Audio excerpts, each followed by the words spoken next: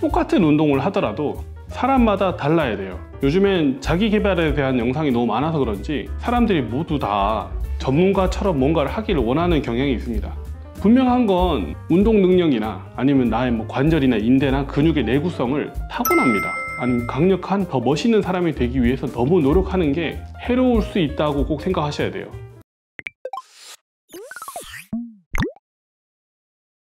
안녕하세요, 닥터코풀소입니다. 제가 운동이나 스트레칭을 설명하는 영상을 한 번씩 올릴 때 댓글들이 조금 달릴 때가 있어요. 나쁜 댓글이라기보다 더 좋은 운동을 해야 되는 거 아니냐, 더 격렬한 운동을 해야 되는 거 아니냐, 더 좋은 스트레칭을 해야 되는 거 아니냐, 이런 댓글들이 달려요. 제가 이렇게 운동이나 스트레칭 설명 드릴 때 평상시 다른 분들이 분명히 잘 모르는 지점이 있어요. 건강한 사람과 통증이 있는 사람은 운동 방법과 스트레칭이 달라야 된다는 겁니다. 저는 아픈 사람을 보는 사람이죠. 아픈 걸 해결하고 싶은 사람이고요. 통증이 평소 크게 없으신 분들은 더 격렬한 운동을 어떻게 해야 될지 고민을 많이 하시겠죠. 걷기 운동은 좀 재미없는 운동 아니야? 이렇게 생각할 수 있다고 봅니다. 하지만 제가 이제 통증을 보는 사람의 입장에서는 운동과 스트레칭을 또 어떻게 해야 되는가, 건강한 사람과 어떻게 구분해야 되는지에 대해서 오늘 자세히 설명을 드릴 거예요. 일단 건강한 사람들이 운동과 스트레칭 어떻게 하는지에 대해서는 대부분 머릿속에 이미지도 있고 아는 내용들이 많을 겁니다. 스트레칭을 건강한 사람들은 대부분 어떻게 하냐, 가볍게 관절을 그냥 풀어줄 정도, 근육한테 약간 신호를 주고 약간 인대의 긴장을 살짝 풀어주는 정도의 목적을 가지고 스트레칭을 하죠. 두 번째, 그럼 건강한 사람들의 운동은 어떻게 되느냐? 건강한 사람들한테 이제 운동의 중요한 원칙은 점진적 과부하라고 알고 있어요.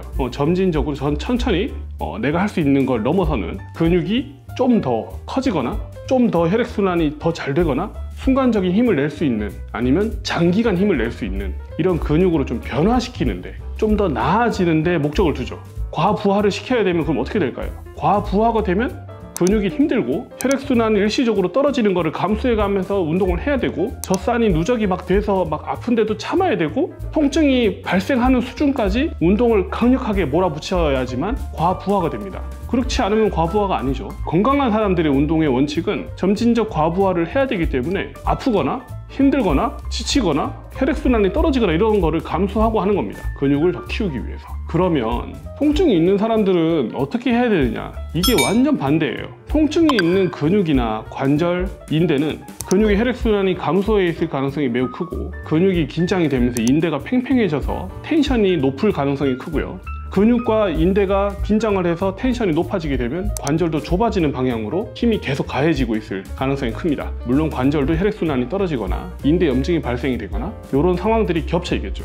우리의 목적은 이런 상황들을 해결을 해서 통증을 없애는 거죠. 통증을 없애는 방향의 운동과 스트레칭을 해야 됩니다. 이때 원칙이 완전히 달라요. 스트레칭을 먼저 설명을 드리면, 만약에 어깨 관절이 약간 굳어지는 듯 하면서 인대 통증이 좀 있으면서 근육통처럼 쑤시고 아픈 분들이 있을 수 있어요. 관절도 약간 좁아지는 힘의 방향이 있겠죠. 이럴 때 우리가 스트레칭 어떻게 해야 되느냐? 가볍게 해서는 풀 수가 없겠죠. 가볍게 어깨 돌린다고 풀어지면 누가 아프겠습니까? 어깨를 아픈 사람이 스트레칭 할 때는 최대한 가동 범위를 사용해서 잡아당긴다든지 끝까지, 근데 어떻게? 아플 만큼, 통증이 생길 만큼 충분히 이완시키는 동작을 해야 됩니다. 아까 말한 스트레칭이랑 반대죠. 아플 만큼 스트레칭을 해야 된다. 그런데 좀 시간을 들여서 해야 됩니다. 그냥 가볍게 하고 끝이 아니라 유지를 시켜줘야 돼요. 아픈 동작에서 보통 우리가 10초 이상, 길게는 30초까지도 유지를 시키라고 하거든요. 통증 상태를 유지를 시키는 정도의 충분한 이완이 되는 스트레칭을 해야 된다. 두 번째, 이제 운동 얘기를 해볼 거예요. 통증이 있는 사람은 어떤 운동을 해야 되느냐? 아프지 않은 운동을 해야 됩니다. 혈액순환이 떨어져 있는 근육을 쥐어짜가지고 젖살을 막 누적을 시켜가지고 근육이 있는 힘을 다 내보내고 지치고 통증이 생기는 그런 운동이 뭉쳐있고 긴장이 된 근육에는 굉장히 안 좋아요. 오히려 긴장을 더 심화시키거나 혈액순환을 더 감소시켜버리거나, 인대가 긴장이 돼 있는데 너무 강력하게 운동을 하다 보면 인대 손상이 심해진다던가, 관절이 좁아지는 힘의 방향을 받고 있는데 통증이 생기는 과한 운동을 하면 관절염이 심해지겠죠. 그래서 통증이 있는 사람의 운동은 가볍게 해야 됩니다. 충분히 혈액순환이 개선이 될 수 있도록 가벼운 동작에 충분한 유산소, 근육이 길어졌다 짧아졌다 길어졌다 짧아졌다 해야지만 펌핑이 되면서 강제로라도 혈액순환 개선시킬 여지가 생깁니다. 몸에 부담이 없으면서 근육의 길이 변화가 전체적으로 충분히 생기면서 통증을 크게 유발하지 않으면서 언제든 할 수 있는 이런 운동이 제일 좋은 건 걷기고, 물론 더 효율적인 건 수영이고, 아프지 않아야 된다. 충분한 동작 변화가 있는 유산소를 해야 된다. 원칙이 전혀 다르죠. 우리가 여러 가지 운동이 있고 여러 가지 사람들이 있습니다. 똑같은 운동을 하더라도 사람마다 달라야 돼요. 요즘엔 자기 개발에 대한 영상이 너무 많아서 그런지 사람들이 모두 다 전문가처럼 뭔가를 하기를 원하는 경향이 있습니다. 우리가 타고나는 신체도 있고 마음도 있을 거고 두뇌도 있을 거고 여러 가지 것들이 있지만 분명한 건 운동 능력이나 아니면 나의 뭐 관절이나 인대나 근육의 내구성을 타고납니다. 그래서 다른 사람처럼 하려고 아니면 강력한 더 멋있는 사람이 되기 위해서 너무 노력하는 게 해로울 수 있다고 꼭 생각하셔야 돼요.